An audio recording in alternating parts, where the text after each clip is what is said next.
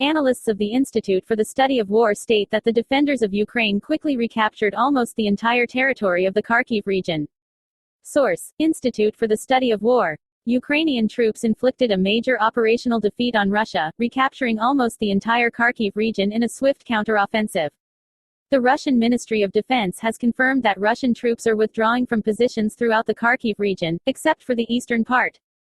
Details: the September 11 Russian Defense Ministry map confirms that Russian troops are withdrawing from settlements around the city of Kharkiv, from the north of the Kharkiv region and settlements on the western bank of the Oskol River. Russian sources and military bloggers have identified the Oskol River, which flows through Kupiansk and Izium, as a new front line on the Axis. Russian troops are also likely to continue to operate on the east bank of the Seversky Donets River southeast of Izium. Geolocation footage also shows that on September 11, Ukrainian forces took control of Izium and settlements to the south and southwest. Literally, Russian troops probably retreated very hastily from the area, and social media posts show abandoned tanks and other heavy military equipment near Izium, indicating that Russian troops were unable to organize a consistent retreat. Details: Russian sources claim that Ukrainian troops are continuing their attempts to cross the Seversky Donets northeast of Sloviansk and enter the Liman, Donetsk region. A Russian military blogger noted that Russian troops were shelling Ukrainians around Liman and maintaining control over the settlement. Combat footage filmed on September 11 in Belogorivka, Luhansk region, confirms that Ukrainian troops recaptured positions in the Luhansk region.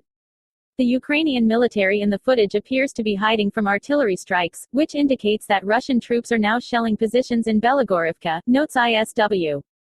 Russian troops carried out limited ground strikes in the area of Avdiivka and Bakhmut. Enemy units in the Kharkiv region are looking for ways to get in touch with our units in order to negotiate the assembly of weapons, the Yug Operational Command reported. Source: Head of the Press Center of the Security and Defense Forces of OK South, Natalia Gumenyuk. Direct speech: Gumenyuk, we continue to advance and this movement is quite convincing. It has an impact not only on the geographical shift of hostile positions, but also psychologically.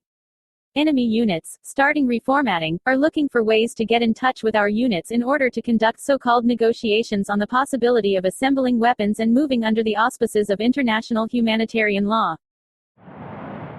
Among the weapons requested by Ukraine to the United States are ATACMS tactical missile systems with a range of 300 kilometers. Previously, Washington refused to provide these weapons because of the risk of provoking Russia. The document referred to by the publication was prepared by the government of Ukraine and handed over to U.S. congressmen. It contains dozens of types of weapons that Kyiv claims will be needed to continue the offensive in 2023. The list includes 29 types of weapons systems and ammunition. Among them are tanks, drones, artillery systems, Harpoon anti-ship missiles and 2,000 missiles for the HIMARS High Mobility Artillery Missile System. The new arms request comes amid a successful counter-offensive by Ukrainian troops in the Kharkiv and Kherson regions, which saw Russian forces hastily retreat and Ukraine regained control of dozens of settlements. As the WSJ recalls, shortly before this, Commander-in-Chief of the Armed Forces of Ukraine Valery Zaluzhny and Ukrainian MP Mikhail Zabrodsky published an article in which they argue that a turning point in the war could come if Ukrainians, like Russians, have systems with a larger range, in particular ATACMS. Recall that back in July, National Security Advisor to the President of the United States Jake Sullivan noted that the United States was not ready to provide ATACMS, since it is possible to strike deep into the territory of the Russian Federation from these weapons and the White House fears excessive escalation. Former commander of the U.S. Army in Europe, General Ben Hodges believes that the use of nuclear weapons by Russia is unlikely. Source: Hodges on Twitter. Direct speech: there is a risk of the Kremlin using nuclear weapons in this situation, but I think this is unlikely. And I don't think Putin or his closest advisors are suicidal. Details: in another message, the general assured that the United States would definitely respond if Russia used nuclear weapons, because China, North Korea and Iran are watching this. If we don't respond, they are bolder. The response will not necessarily be nuclear, Hodges said. German Defense Minister Christine Lambrecht has rejected Ukraine's request for battle tanks. Until now, no country has supplied Western infantry fighting vehicles or main battle tanks. We agreed with our partners that Germany will not take such actions unilaterally, Lambrecht said. The General Secretary of the ruling Social Democratic Party of Germany, Kevin Kühnert, commented on the decision. We don't want to be gradually drawn into the war, we don't want to induce Russia to act irrationally as a result and attack other states, he said. Cunard also added that no state had previously supplied Western tanks to Ukraine.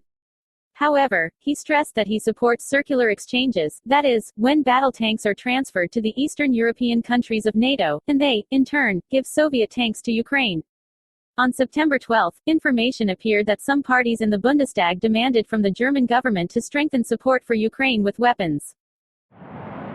The U.S. administration plans next month to expand restrictions on the supply of U.S. semiconductors in the field of artificial intelligence, as well as means for the production of chips, to China. The U.S. Department of Commerce is set to publish new rules that will prohibit the sale of chip-making equipment to Chinese factories that produce a certain type of next-generation semiconductor unless it is licensed by the U.S. authorities. Without a license from the department, it will also be prohibited to supply artificial intelligence chips to China. According to agency sources, the Ministry of Commerce may include additional restrictions, or make changes to the discussed restrictions. The office, as a rule, in the case of the imposition of such sanctions, often rejects applications for a license. According to the agency, the administration of President Joe Biden seeks to hinder the development of China by targeting technologies in which the United States still retains leadership. High-ranking U.S. government officials have also approached allies to convince them of the need for similar restrictions. Recall that on September 1, the White House introduced new restrictions on the sale of certain complex computer chips to China and Russia.